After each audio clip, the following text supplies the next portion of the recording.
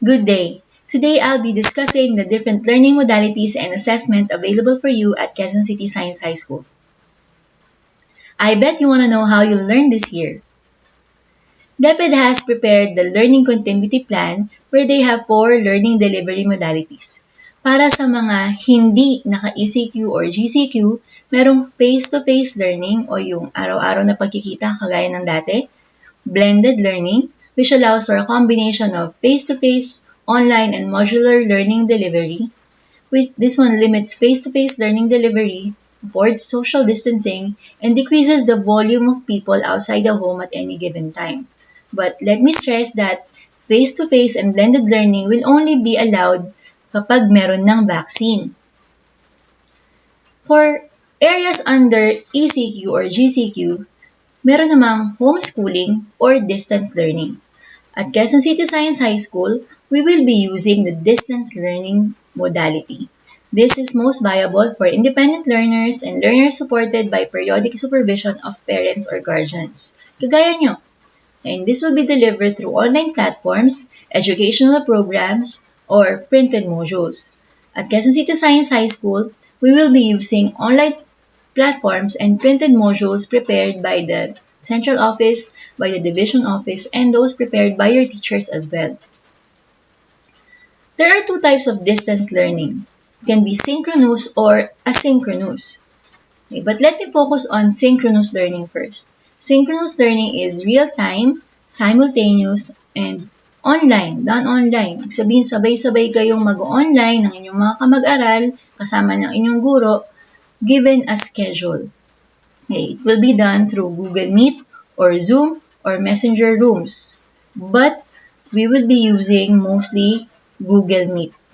Okay. Actually, we will be using Google Meet. I just presented to you other options kung kakailanganin.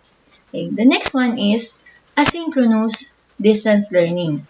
It is self-paced, flexible, and can be done either online or offline. Okay. But we will also be making offline modes available for you using printed modules or soft copies of your modules. Okay, printed modules will be available for pickup by your parents or for pickup by your preferred courier under your own expense.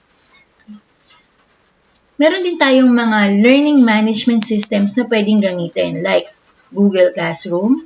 Meron ng mga online classrooms dito na pinapare ang inyong mga guro.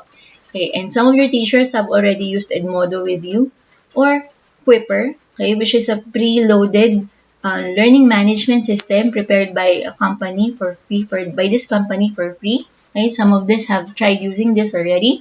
And then the DepEd Commons. Okay, so ito yung mga asynchronous modes.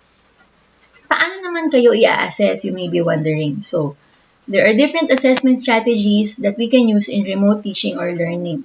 Okay, let me cite or thank Ms. Grace Esbiel for a discussion on this given to the teachers prior to this orientation.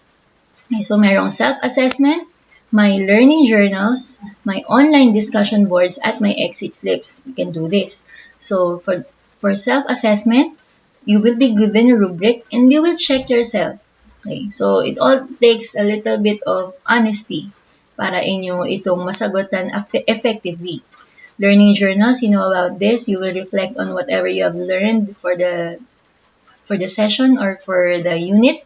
And then online discussion boards, similar to learning journals, but then this will be done interactively. Para lang kayong nagpo-post o may thread online sa Google Classroom.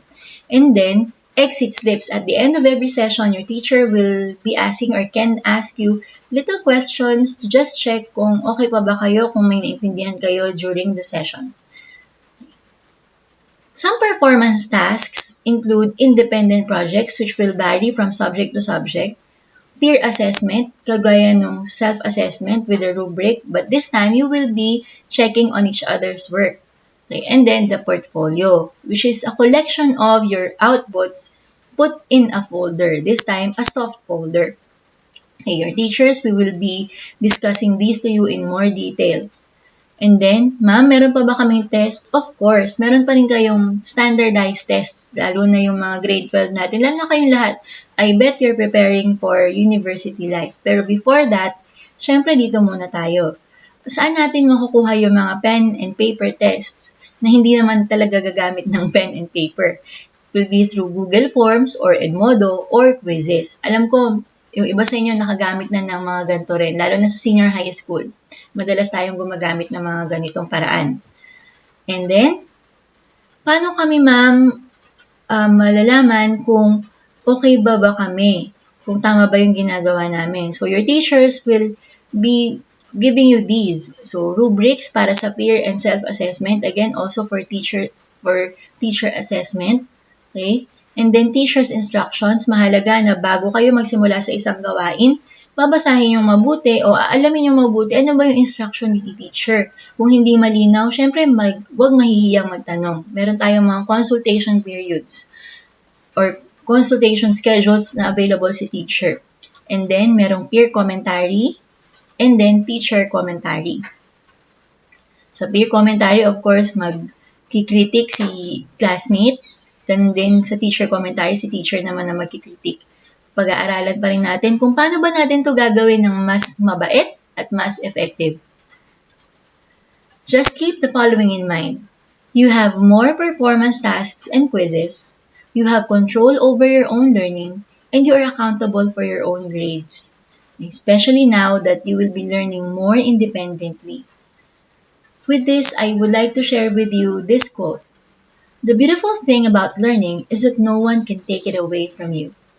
This is by B.B. King. With that, salamat sa pakikinig and stay safe.